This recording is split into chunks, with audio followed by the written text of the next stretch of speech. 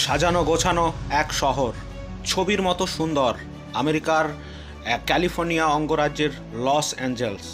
আমেরিকার Los Angeles ছিল ধনীদের ঘাঁটি, তবে এক রাতে সেই নরকীয় আগুনে লস অ্যাঞ্জেলস এখন ভস্মীভূত। হঠাৎ করে এই আগুনের ফলে ঘরবাড়ি হারিয়ে পথে বসেছে লক্ষ লক্ষ মানুষ। কিন্তু কেন এই আগুন?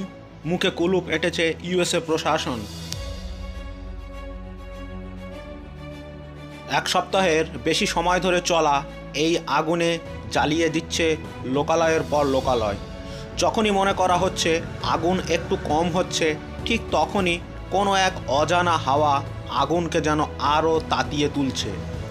আগুনের এতটাই ক্ষতিগ্রস্ত লস অ্যাঞ্জেলসের শহর যে পুনরায় এই শহর আগের রূপে ফিরবে কি তা নিয়েও সন্দেহ আছে।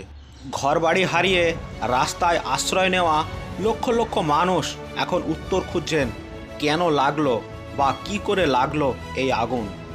তবে ইউএসএ গোয়েন্দা বিভাগ এখনও পর্যন্ত আগুনের সঠিক কারণ নির্ধারণ করতে পারেনি। কিন্তু সূত্র মারফত যেটা জানা যাচ্ছে যে মনে করা হচ্ছে নিউ ইয়ার উদযাপনের জন্য যে বিশাল পরিমাণে আতশবাজি জমানো হয়েছিল এবং সেগুলো ফাটানোর ফলে তার কোনো ফুলকি থেকেই হয়তো এই আগুন লেগেছে। একটা প্রবাদ বাক্যে আছে, বেশি বার বেরো না, ঝড়ে উড়ে যাবে।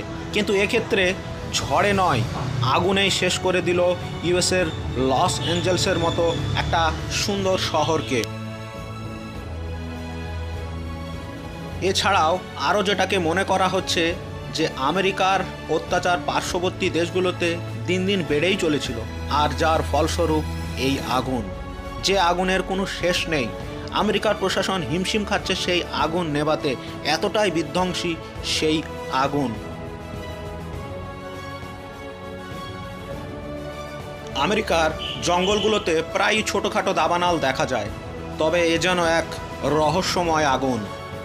এই বিধ্বংসী আগুনে এখনও পর্যন্ত 15,000-এরও বেশি ঘরবাড়ি পুড়ে গেছে এবং প্রায় 500 বিলিয়নের মতো ক্ষয়ক্ষতি হয়েছে শোনা যাচ্ছে। এখনও পর্যন্ত 100-রও বেশি মানুষ মারা গেছে ও নিখোঁজ আছে শতাধিক মানুষ। তবে এই আগুন কত দিনের মধ্যে নিয়ন্ত্রণে আসতে পারে সে বিষয়ে কিছু জানা যাচ্ছে না প্রশাসনের তরফ থেকে। আগুন নিয়ন্ত্রণের জন্য কানাডা ও মেক্সিকোর দমকল কর্মীরাও সাহায্যের হাত বাড়িয়ে দিয়েছে। এছাড়াও বিভিন্ন জেল থেকে কয়েদিদের মুক্তি করে দেওয়া হয়েছে এই আগুন নেভানোর কাজে। I like helping back the community, making up for my,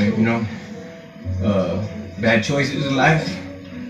I've done a lot in my life, but this is definitely some of the hardest work I've done, and it really has made a difference in my life. So I really appreciate the opportunity to not be in prison and be out and changing lives and saving lives and camaraderie with my crew, and I really appreciate this. Yeah.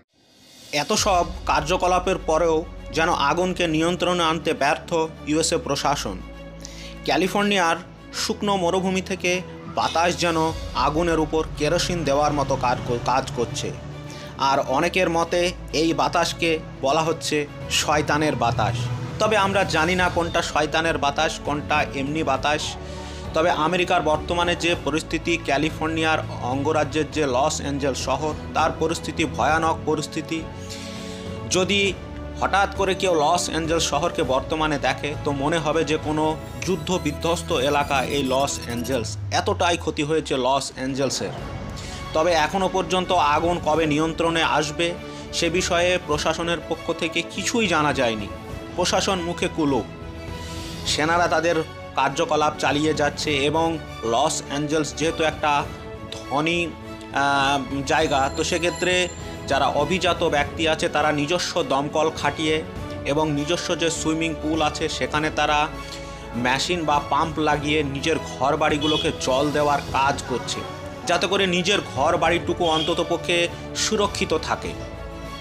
তবে এখন দেখার বিষয় এই আগুন কোথায় গিয়ে শেষ হয় বা কোথায় গিয়ে থেমে যায়। তো যাই হোক, আজকের ভিডিওতে এটুকুই তুলে ধরলাম আজকের সামনে লস অ্যাঞ্জেলসের বর্তমান পরিস্থিতি। পরবর্তী ভিডিওতে কেন আগুন লেগেছিল বা ইউএসএ প্রশাসনের পক্ষ থেকে কী বিবৃতি দেওয়া হয় সে নিয়ে বিস্তারিত থাকবে পরবর্তী ভিডিওতে। তো ততক্ষণের জন্য আপনারা সুস্থ থাকবেন ও ভালো থাকবেন।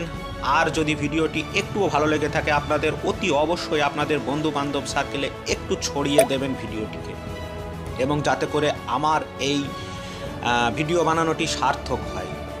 যাই হোক, আপনারা সুস্থ থাকবেন, ভালো থাকবেন এবং অতি অবশ্যই চ্যানেলটিকে সাবস্ক্রাইব করে রাখবেন।